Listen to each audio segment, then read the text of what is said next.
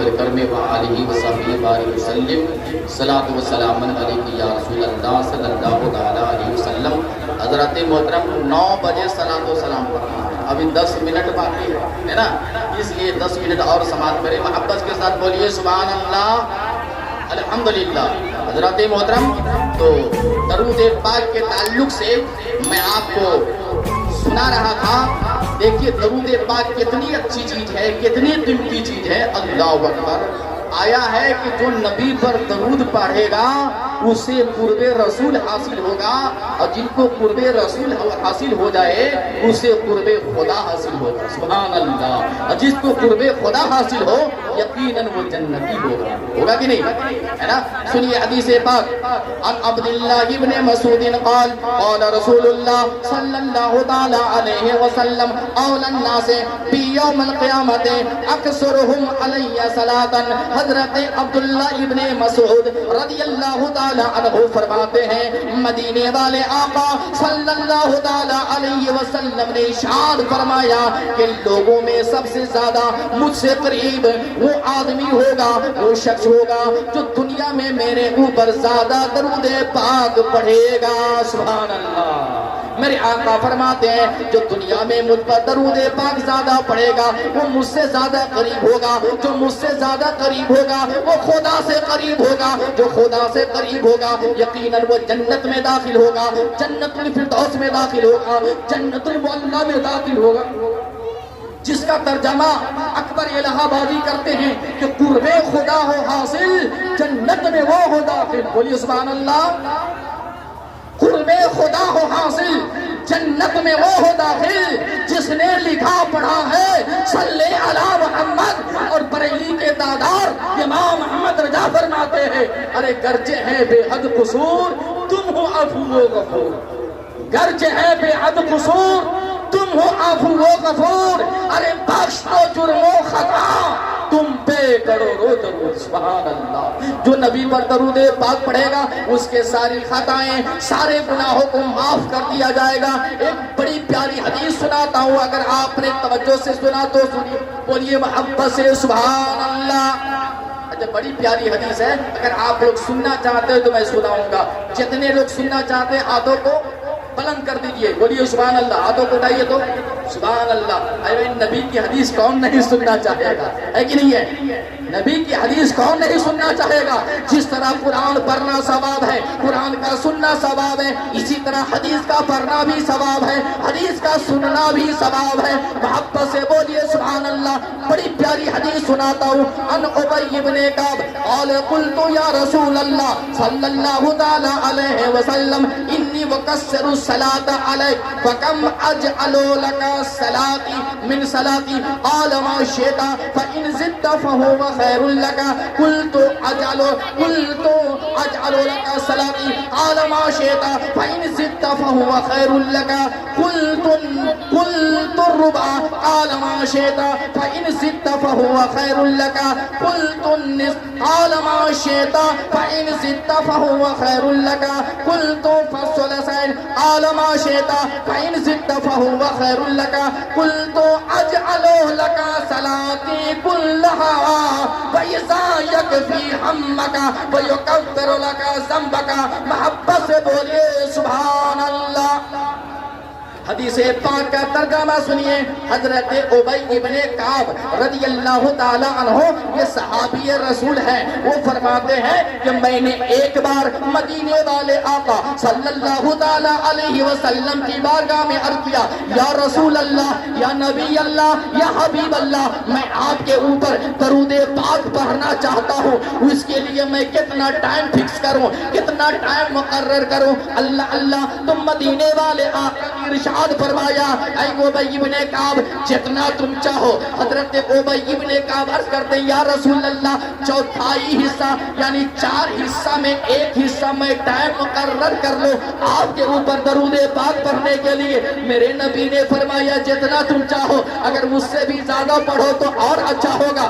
اللہ اللہ، حضرت ابی ابن کعب پھر عرض کرتے ہیں، یا رسول اللہ، آدھا حصہ۔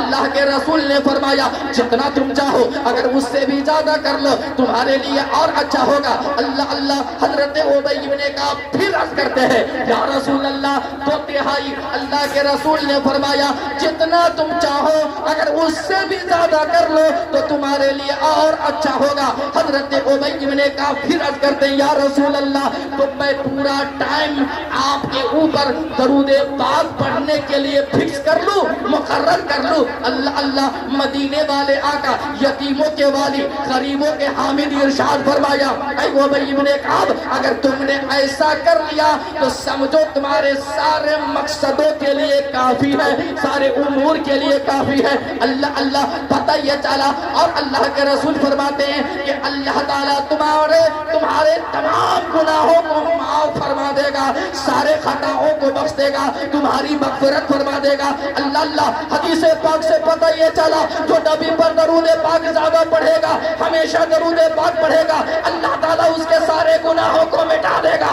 اس لیے میرے بھائیوں جہاں بھی رہو نبی پر درود پاک پڑھتے رہو۔ لیکن آج میرے بھائیوں کا حال تو یہ ہے، میرے مسلمانوں کا حال تو یہ ہے، چائے دکان پر بیٹھ کر 2 گھنٹہ بھاشن وہ کر سکتا ہے، کہیں دوسری جگہ بیٹھ کر ایک دوسرے کی چگلی کر سکتا ہے، بازاروں میں بیٹھ کر دوسرے کی غیبت کر سکتا ہے، دنیاوی باتوں کر سکتا ہے، لیکن اس کے اندر مسجد میں جا کر نماز پڑھنے کے لیے ٹائم نہیں ہے، قرآن پڑھنے کے لیے ٹائم نہیں ہے، عبادت کے لیے ٹائم نہیں ہے، جمعہ کے لیے ٹائم نہیں ہے۔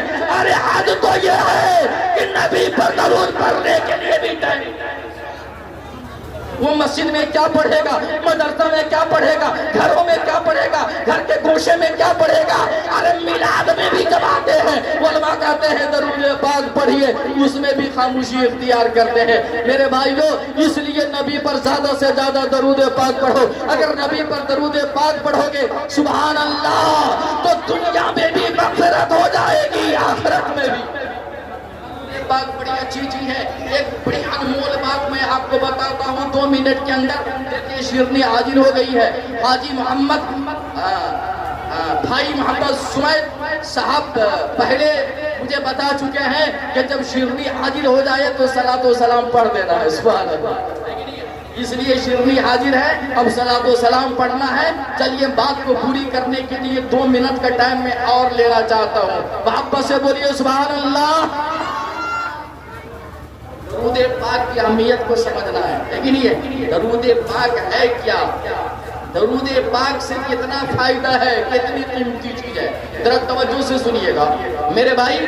دیکھیے جب کوئی انسان دنیا سے چلا جاتا ہے تو ہمارے سماج میں ہے نا شرعی حساب سے یہ رسم ہے، ماحول بنا ہوا ہے کہ لوگ ان کو کیا کرتے ہیں، ان کو غسل دیتے ہیں، کفن پہناتے ہیں اور فوراً ان کو قبرستان کی تیاری کر دیتے ہیں کہ نہیں ہے، اور قبرستان لے جا کر کے پھر وہاں کیا کرتے ہیں، قبر میں ڈال دیتے ہیں نا، قبر میں ڈال کر کے سارے لوگ چلے آتے ہیں اپنے اپنے گھر۔ اب اس کا کوئی مدد کرنے والا ہے وہاں؟ بولیے بھائی۔ باپ جو ہے، بیٹا جو ہے باپ کی سمپت میں بانٹ کر لیتا ہے نہیں، اور باپ کے ساتھ جو قبر میں حشر ہوگا بتائیے مدد کرے گا؟ نہیں کر سکتا ہے، نہیں تو دوست مددگار ہوگا، نہ بھائی مددگار ہوگا، نہ بیٹا مددگار ہوگا، کوئی مدد نہیں کر سکتا ہے۔ اب اس کے ساتھ جو اعمال ہے جو دنیا میں اس نے کمایا ہے وہی اس کے ساتھ ہے۔ میرے بھائیوں توجہ چاہوں، جب ہمارے شرعی قانون ہے کہ قبر میں اس کو رکھنے کے بعد، دفن کرنے کے بعد، فاتحہ وغیرہ پڑھنے کے بعد سب اپنے اپنے گھر کو چلے جاتے ہیں کہ نہیں؟ اب اس میں قبر میں سوالات کرنے کے لیے 2 فرشتے حاضر ہوتے ہیں۔ کتنے فرشتے؟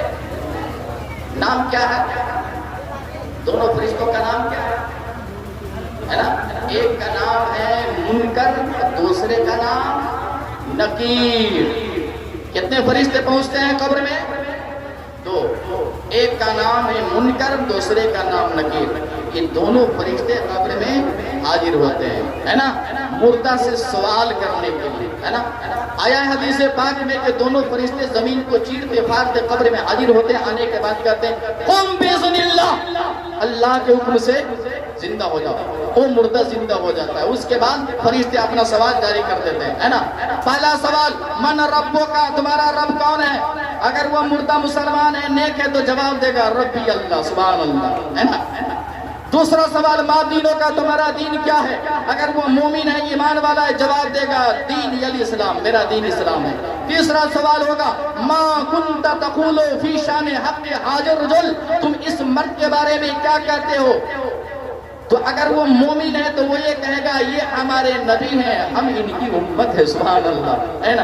تینوں سوال کا جواب جب مل جائے گا تو رب فرمائے گا اے فرشتہ میرا بچہ، میرا بندہ سچا ہے، سبحان اللہ، میرا بندہ سچا ہے، اس نے سچ کہا، اس لیے اس کو جنتی کپڑا پہنا دو، جنتی بچھونا بچھا دو، اور ان کی قبر کو اتنی لمبی چوڑی کر دو جہاں تک کہ اس کی نظر کام کر رہی ہے، سبحان اللہ، سبحان اللہ۔ یہ ان کے لیے ہے جن کا خاتمہ ایمان پر ہوا ہو، اور ایک وہ آدمی ہے جن کا خاتمہ ایمان پر نہیں ہوا ہو، تو وہ کیا جواب دے گا؟ فرشتے سوال کریں گے من ربو کا، وہ جواب دے گا ہاں لا ادری، میں کچھ نہیں جانتا۔ اس کے بعد کہے گا دوسرا سوال ہوگا ما دینوں کا، تمہارا دین کیا ہے؟ وہ جواب دے گا ہاں لا ادری، میں کچھ نہیں جانتا۔ پھر تیسرا سوال ہوگا ما کنت تقول فی شان حق حاضر رجل، تم اس مرد کے بارے میں کیا کہتے ہو؟ وہ کہے گا ہاں لا ادری، میں افسوس میں کچھ نہیں جانتا۔ خدا فرمائے گا یہ جھوٹا ہے، یہ جھوٹ بولتا ہے، یہ کہتا ہے میں نہیں جانتا۔ ارے اس کی جانکاری کے لیے تو میں نے دنیا میں علماء کو بھیجا تھا، حفاظ کو بھیجا تھا، قراء کو بھیجا تھا، مسجدوں میں تقریر سناتے رہے، مدرسوں میں سناتے رہے، میلادوں میں سناتے رہے، جلسوں میں سناتے رہے، لیکن اس کے دل میں کیا تھا؟ ارے مولوی کا کام ہے بولنا، میرا کام ہے سن کر چلا۔ اس کان سے سنتا تھا، اس کان سے نکال دیتا تھا، اس لیے جھوٹا ہے، اس کو سخت سزا دو، تو سخت سزا دی جاتی ہے۔ اللہ اللہ، آگ کا بچھونا بچھایا جائے گا، جہنم کا کپڑا لا کر کے آگی کا کپڑا پہنایا جائے گا، اور اس کو سخت سے سخت سزا دی جائے گی۔ یہ تو ان کے لیے ہے جو جواب نہیں دے سکے گا۔ اب تیسرا آدمی کی میں بات بتا رہا ہوں، محبت سے بولیے سبحان اللہ۔ جب دونوں فرشتے آئیں گے تو آنے کے بعد جب سوال کریں گے من ربوں کا، ایک وہ آدمی ہوگا دائیں دیکھے گا، بائیں دیکھے گا، آگے دیکھے گا، پیچھے دیکھے گا، کہیں سے کوئی مددگار نہیں آ رہا ہے، میں کیا جواب دوں؟ اتنی ہی میں کیا ہوگا؟ ایک خوبصورت نوجوان، حسین و جمیل نوجوان قبر میں حاضر ہو جائے گا، بولو سبحان اللہ۔